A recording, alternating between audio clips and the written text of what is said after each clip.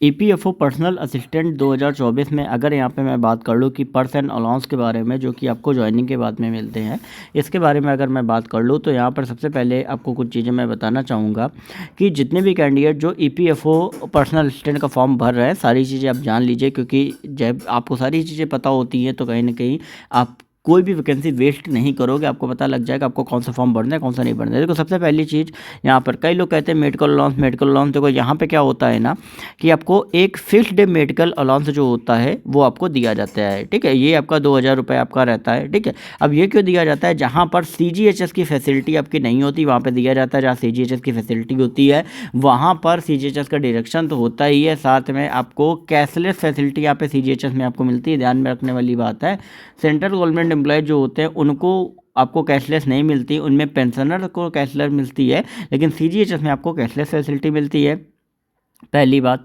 दूसरी बात ये आती है कि यहाँ पर आपको अलग से एलटीसी का भी रहता है। ठीक है, एलटीसी आप ले सकते हो। अगर आप बैचलर हो तो आप 3 होम टाउन ले सकते हो, 1 ऑल इंडिया आप ले सकते हो। अगर आप मैरिड हो तो फिर आप 2 होम टाउन आपके रहेंगी, 2 आपकी ऑल इंडिया आपकी रहेंगी। ठीक है, इसके बाद आपको बैग का अलग से आपको अलाउंस जो होता है वो आपको मिलता है कि आप 5000 तक कोई भी बैग जो है वो आप ले सकते हो।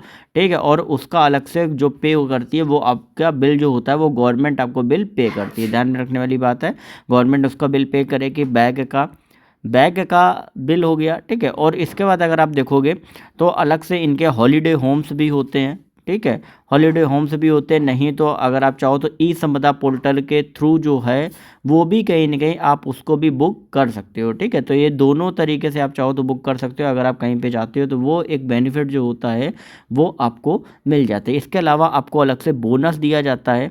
ठीक है, बोनस आपको मिलता है। तो ये जो आप चीज़ें देख रहे हो, 5 चीज़ें देख रहे हो, ये आपको अलग से पर्सन अलाउंस की कैटेगरी में आपको दी जाती हैं। इसके अलावा अदर आपको कोई भी अलाउंसेस आपको नहीं दिए जाते हैं।